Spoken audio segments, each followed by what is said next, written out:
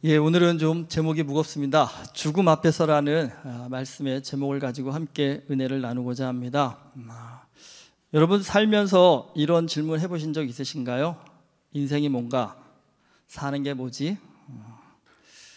이런 질문이 아직까지도 전혀 들지 않았다고 한다면 둘 중 하나입니다. 아직 너무 어리시거나 아니면 너무 생각이 없이 사시는 거나 둘 중에 하나입니다. 사실 여러분 이런 질문들은 좀 젊어서 할수록 더 좋습니다. 우리 청년들이 좀 젊은 날에 정말 인생이 뭔가, 사는 게 뭔가 좀 철학적인 것 같지만 그래도 이런 질문들을 통해서 좀 바른 삶을 살기 위한 깊은 고민을 하는 것, 그 인생에 굉장히 큰 도움이 될 것입니다. 그런데 안타깝게도 우리는 대부분요, 죽음에 가까울수록 이런 질문에 더 진지해진다는 겁니다. 여러분 사람은 누구나 죽습니다. 그런데 여러분 죽음하면 우리 한국 분들은 대부분 좀 재수없다고 왜 그런 얘기 하냐고 하시는 분도 있고, 아니면 두렵다라고 걱정된다고 그런 얘기 하지 말라고 하는 분들도 있습니다. 하지만 분명한 것은 우리가 피해갈 수 없다라는 겁니다. 그리고 그 죽음 앞에서 결국 우리에게 소망을 줄 수 있는 것, 여러분 그건 다른 거 없습니다. 믿음만이 유일한 소망이고 믿음만이 유일한 힘이 된다는 겁니다. 그런데 정말 우리가 어리석게도 내가 죽는다라는 이 절대적인 사건을 쉽게 망각하고 그저요 오늘만 바라보며 살 때가 너무나 많다라는 겁니다. 예수님께서 이 땅에 오신 궁극적인 이유는 죽음 앞에서 속수무책인 모든 사람을 구원하시기 위함입니다. 예수님은 인간의 힘으로는 해결할 수 없는 이 죽음이라는 숙제를 해결해 주시기 위해서 오늘 이 땅에 오셨습니다. 하지만 많은 사람들은 예수님께 죽음에 대한 답을 듣기보다는 오늘을 배부르게 살 수 있는 방법에만 초점을 맞추었다는 겁니다. 그것은 예수님 옆에 있었던 제자들도 예가 아니었습니다. 그런 제자들을 변화시키는 큰 사건이 등장합니다. 바로 죽었던 나사로를 다시 살리신 사건입니다. 이 나면서부터 맹인되었던 사람을 안식일에 예수님이 고치셔서 예수님과 유대인들 사이에 큰 논쟁이 벌어졌습니다. 큰 얘기들이 왔다 갔다 하고 결국은 논리로는 예수님의 말씀에 반박할 수 없게 됐자 유대인들이 어떻게 합니까? 돌을 들어서 예수님을 쳐 죽이려고 합니다. 그래서 예수님께서요 흥분한 그들을 피하여서 요단강 동편에 세례 요한이 처음 세례를 베풀었던 베레아 지역으로 가십니다. 그런데 여러분 이때 예루살렘에서 약 3km 떨어진 베다니에 사는 나사로가 병에 걸려서 거의 죽을 지경에 이릅니다. 나사로의 누이 마리아와 마르다는 예수님께 사람을 보내서 나사로가 병들었다고 전가를 보냅니다. 근데 이 말씀 보면 특이합니다. 여러분 이렇게 전가를 할 때는 그 다음에 뭐가 붙여야 될까요? 예수님 좀 빨리 좀 마십시오라는 말이 덧붙여야 이게 상식적일 것 같은데 오늘 말씀해 보면 사랑하는 자가 병들었나이다 여기서 끝나버린다는 겁니다. 이게 와달라는 얘기입니까? 안 오셔도 된다는 얘기일까요? 굉장히 함축적인 의미를 담고 있습니다. 마리아와 마르다는 예수님께 지금 참아 와달라는 부탁을 못하고 있습니다. 왜 그럴까요? 지금 그들이 사는 베다니는 예수님을 돌로 쳐 죽이려던 유대인들이 모여있던 예루살렘에서 그리 멀지 않은 동네였기 때문입니다. 만약에 예수님이 베다니로 온다라는 소문이 나면 예수님을 돌로 쳐 죽이려고 했던 유대인들이 이곳으로 몰려올 것이 뻔하기 때문입니다. 그러니까 마리아와 마르다 입장에서는 예수님의 그런 상황을 생각해 보면 오셔달라는 부탁은 못하겠는데 또 자신의 오라비 나사로의 상태를 보면 지금 예수님이 꼭 오셔야 하는 급박한 상황이라는 겁니다. 이 마리아와 마르다는 이 급박한 상황에서 솔직히 이러지도 저러지도 못하고 그저 예수님의요 처분만을 기다리면서 전가를 보낸 것입니다. 오늘 5절에 보면 마리아, 마르다, 나사로는 예수님께서 사랑하시는 사람이라고 말씀합니다. 이건 그들이 예수님과 아주 특별한 관계였다는 뜻입니다. 여러분 길을 가다가도 고통받는 사람이 있으면 그냥 지나치지 않고 은혜를 베푸시는 예수님이십니다. 그렇다고 한다면 특별히 사랑하는 나사로가 병으로 죽게 되어 간다는 소식은 예수님에게 당연히요. 이 얘기를 듣자마자 나사로에게 달려가실 것 같습니다. 하지만 예수님은 이 소식을 듣고도 이틀을 더 유하시고 제자들에게 나사로에게 가자라고 그렇게 말씀을 하십니다. 제자들은 이 얘기를 듣고 예수님, 얼마 전에 예수님을 돌로 쳐주겠다고 난리치는 사람들이 있는 그곳으로 또 가시겠다라는 겁니까? 라면서 예수님을 말립니다. 제자들은 사실 지금요, 죽음이 두려운 것입니다. 근데 여러분, 이거 뭐라고 할 수 없습니다. 당연한 것입니다. 그런데 이런 제자들에게 예수님은 9절과 10절에서 낮이 12시간이 아니냐, 사람이 낮에 다니면 이 세상의 빛을 범으로 실족하지 아니하고 밤에 다니면 빛이 그 사람 안에 없는 거로 실족하느니라고 말씀하십니다. 그러니까 낮에는 밝은 빛이 있으니까 길을 다녀도 넘어지지 않지만 밤에는요, 어두우니까 넘어진다라는 겁니다.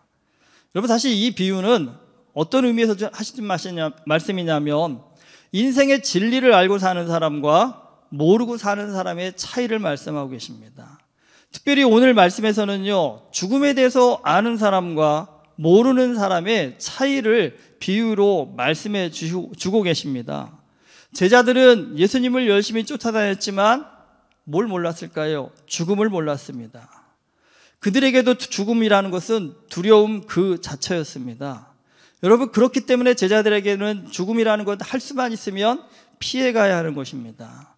하지만 죽음은 피한다고 피해지는 것이 아닙니다. 하나님의 때가 되면 누구도 피해갈 수 없는 것입니다. 여러분, 피할 수 없는 것을 피한다라는 것, 그거 어리석은 일입니다. 피할 수 없는 것은 정면 돌파해야 하는 것입니다. 그럼 여러분, 죽음을 정면 돌파한다라는 것 어떻게 해야 하는 것일까요? 이거 딱 죽음을 정면 돌파하라? 머릿속에 좀 떠오르는 장면이 없으십니까? 전쟁 영화 보면 어떻습니까, 여러분? 죽음을 두려워하지 않고 돌격 앞으로를 외치는 그런 모습들이 굉장히 많이 나오지 않습니까? 이게 죽음을 정면 돌파하는 것일까요? 여러분, 그렇지 않습니다. 예수님께서 말씀하시는 죽음에 대한 정면 돌파는 죽음을 두려워하지 말라라는 겁니다.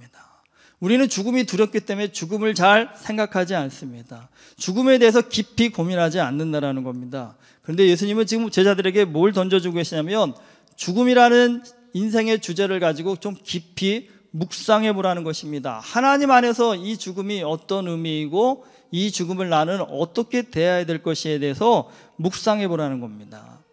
나사로의 죽음을 통해서 제자들이 하나님 앞에서 어떻게 살지를 깊이 좀 묵상해 보라는 것입니다. 근데 여러분, 진짜 우리가 신앙생활에서의 성숙을 위해서 죽음만큼 우리에게 정말 좋은 주제도 없습니다. 살면서 또 이 경험만큼 우리를 하나님 앞으로 가깝게 이끄는 그런 사건도 별로 없습니다. 제가 30살에 전도사로서 첫 사역을 시작했습니다. 교회를 오래 다녔지만 사역은 처음 해봤기 때문에 사역자가 뭘 하는지 저도 되고 나서야 많이 알게 되었습니다.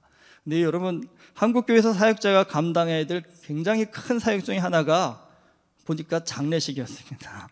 제가 처음 사역했던 교회에서 8년을 있었는데요, 의외로 생각보다 장례식이 꽤 많이 있었습니다. 저도 사역을 하기 전에는 친구 부모님이나 아는 분의 장례식에는 사실 종종 다녀왔습니다. 그런데 그때는 대부분 어땠냐면 장례식장에 가가지고 유족들한테 인사 정도 하고 돌아오는 정도였습니다. 근데 여러분, 전도사가 되다 보니까 장례 전문가가 되어버리더라고요. 장례식의 처음부터 끝까지가 어떻게 진행되는지를 제가 알게 되었습니다. 왜냐하면 사역자는 장례가 일어나면 그 시작부터 끝까지를 동행하게 되었습니다. 근데 참 신기한 건 갑자기 돌아가신 분들이 너무 많았습니다. 그러니까 주일날 예배드리고 평안히 자십시오 그랬는데 월요일날 갑자기 돌아가셨다고 병원에 연락받고 가게 됩니다. 그럼 여러분, 신기합니다. 정말 주무시듯 누워 계십니다. 다. 별 이상도 없으셨는데 갑자기 그렇게 되십니다. 근데 여러분, 어제까지 보고 대화 나눴던 분이 갑자기 누워 계시고 그분의 삶을 3일 동안 애도하고 또 화장터에 모시고 가서 한국의 화장터는 좀 리얼하더라고요. 이게 유리벽 건너편에 이게 화구로 들어가는 모습까지 다 유족들이 지켜보게 하십니다. 그리고 그 짧은 시간이 지나고 나면 가루가 되어서 나오십니다. 여러분 이렇게 말로 듣는 거하고요, 가서 직접 보시는 거는요, 이게 정말 느낌이 다릅니다. 사실은요. 그러니까 우리 청년들 신앙교육 할 때 제일 좋은 거 한 번쯤 데리고 가고 싶습니다. 정말 한 사람의 인생이 가루가 되어서 항아리에 담겨져 와서 납골 땅에 모시고 가서 보통 이렇게 되면 그거 다 마치고 오면 한 오후 2시나 3시쯤 되더라고요. 그리고 나면 이제 버스를 타고 집으로 돌아옵니다. 근데 여러분 이 시간이 정말 생각이 제일 많은 시간입니다. 버스 타고 돌아오면서 정말 인생이 뭐지? 사는 게 뭐지라는 질문이 정말 자연스럽게 들게 되었습니다. 근데 많은 장례를 치렀지만 저한테 이 질문을 정말 더 가슴 아프게 했던 장례식이 있습니다. 제가 전도사 시절에 저희 그 교회에서는 대학부와 청년부로 나눠져 있었는데 저는 청년부를 담당했습니다. 근데 어느 주일 늦은 밤에 우리 청년부 자매로부터 전화를 받았습니다. 그 여동생이 있는데 대학부 이제 갓 1학년 돼 20살 된 청년인데 잘 알죠, 저도요. 근데 이 친구가 친구 아버지 병문안을 갔다가 친구가 태워다 주는 차를 타고 돌아오다가 교통사고를 당했다는 겁니다. 그러니까 어떤 상태인지를 모르겠다고 빨리 자기가 병원에 가봐야겠다고 기도 부탁한다고 갔습니다. 그런데 마침 그때 우리 담임 목사님이 지방에 출타 중이셔서 제가 월요일에 새벽 기도를 인도하고 새벽 기도 마치자마자 저도 그 병원으로 갔습니다. 가서 보니 참 정말 뭐라고 할 수 없는 황망한 사건이 벌어졌습니다. 세 친구였습니다. 어릴 때 머리 때부터 같이 친한 저 교회 같이 다니는 세 자매였는 그 친구들이었는데 세 명이 차를 타고 갔는데 그 중에 이게 왜 그 운전하는 친구 아버지 병문안을 간 겁니다. 그러니까 병문안 마치고 이 친구가 친구들 데려다 준다고 차를 몰고 나와다가 그러다가 사고가 난 겁니다. 그런데 말씀드린 청년부 자매의 동생은 그 자리에서 사망했답니다. 그 다른 친구는 지금 중상을 입어서 중환자실에서 정말 살지 죽을지 모르는 그런 사경을 헤맸고 운전하던 친구는 근데 멀쩡합니다. 여러분 뭐라고 해야 돼? 그러니까 지금 셋 다 정말 너무 황망한 상황입니다. 죽은 사람은 죽은 사람대로, 아픈 사람은 아픈 사람대로, 또 멀쩡한 사람은 멀쩡한 대로 이 자책감과 죄책감 때문에 정말 걱정했습니다. 이 친구가 스스로 어떻게라도 또 할까봐. 그래서 다른 청년이 붙어가지고 그 친구 어떻게 못할까 하지 못하도록 같이 계속 보라고 하는 그런 상황이었습니다. 뭐 누구를 원망할 수도 없는 상황이고요. 근데 어쨌든 사망을 하고 나니까 장례를 치러야 되니까 장례를 치르는 첫 번째 작업이 이제 한국에서는 염을 한다고 하지 않습니까? 그러니까 이 어린 자매의 염을 하는데 가족들 들어오라고 하는데 우리 가족들이 다리가 떨려 못 들어가겠다고 저보고 같이 좀 들어가자고 하더라고요. 뭐 사역자는 그런 곳에 같이 가야 되는 게 사명 아니겠습니까? 도저히 들어갔습니다. 근데 저도 태어나서 정말 시신을 그렇게 가까이 본 것은 처음이었습니다. 진짜 어제까지 제가 대화를 나눴던 정말 착한 그 어린 자매가 잠자도 누워 있는데 실감이 나질 않더라고요. 그때가 제가 30대 초반이었습니다. 이 경험이 저한테 정말 큰 충격이었습니다. 저도 젊은 나이였기 때문에 죽음이라는 것이 나와 상관이 없는 것처럼 정말 그저 앞만 보고 살았는데 여러분 그 상황 가운데 정말 인생이라는 것이 이렇게 하루아침에도 끝날 수 있는 것이구나, 죽음이라는 것이 생각보다 멀리 있지 않구나라는 것을 생각하는 계기가 되었습니다. 여러분 죽음을 생각하면 뭔 생각이 먼저 들어오십니까? 죽음하면 여러분 인생은 정말 아무것도 아닙니다. 죽음 앞에 서면 인생은 정말 아무것도 아닙니다. 지금 내가 욕심내고 애쓰고 힘쓰고 있는 모든 것들, 사실 여러분 나 이거 죽어도 포기 못해라고 말씀하시는데 그거 틀린 말입니다. 여러분 죽게 되면 포기하십니다. 그거 왜 죽는 것보다는 포기하는 게 낫죠. 왜 그것 때문에 끙끙거리고 애쓰시겠습니까? 그러니까 솔직히 죽음이라는 걸 생각하면 오늘 내가 내려놓지 못할 것이 없습니다. 사실은요. 그런데 우리는 죽어라 하고 그것을 붙잡고 끙끙거리고 애쓰고 산다는 겁니다. 근데 여러분 정말 그때 큰 진리를 깨달았습니다. 사람은 죽음 앞에 서야만 비로소 참된 것이 무엇인지를 알게 되는구나, 진짜가 무엇인지를 알게 되는구나라는 것을 깨닫게 되었습니다. 오늘 예수님은 일부러 나사로가 죽기를 기다리셨습니다. 그 이유는 15절에 나옵니다. 내가 거기 있지 아니한 것을 너희를 위하여 기뻐하노니 이는 너희로 믿게 하려 함이라. 제자들로 하여금 천국을 소망하는 믿음의 사람이 되기 위해서 그들이 받아야 할 가장 중요한 훈련이 바로 죽음이었다는 겁니다. 그러니까 죽음 앞에서 그들이 느끼는 두려움, 공포, 좌절, 그런 것들을 예수 그리스도의 권세로 어떻게 이겨내는지를 여러분 그들이 경험하고 알게 된다고 한다면 그 제자들은 이제 더 이상 세상의 헛된 것에 마음 뺏기지 않고 정말 경건한 그리스도인으로 거듭날 수 있는 가장 강력한 훈련이 바로 이 훈련이었기 때문입니다. 제자들이 예수님의 이 깊은 의도 처음에 제대로 안 것은 아닙니다. 잘 따라온 것은 아닙니다. 16절에 보면 도마가 정말 허튼 소리를 합니다. 뭐라고 합니까? 우리도 주와 함께 죽으러 가자라고요. 예수님은 나사로의 죽음을 통해서 깊은 믿음의 세계로 나아가기를 원하셨는데 도마는 뭐라고 합니까? 예수님을 돌로 쳐 죽이려던 유대인들과 지금 속된 말로 하면요, 맞짱 뜨러 가자라고 하는 겁니다. 어떻게 보면 객기를 부리고 있는 겁니다. 여러분, 장례식에 가면 사람은 분명히 좀 더 신중해지고 깊어지고 생각이 많아지는 것은 분명합니다. 그리고 좀 더 철이 들게 되어져 있습니다. 하지만 장례식장에 간다고 해서 모두가 철드는 것은 분명 아닙니다. 하지만 하나님을 믿는 사람은 여러분 그런 죽음 앞에서 신앙을 분명히 더 굳건하게 합니다.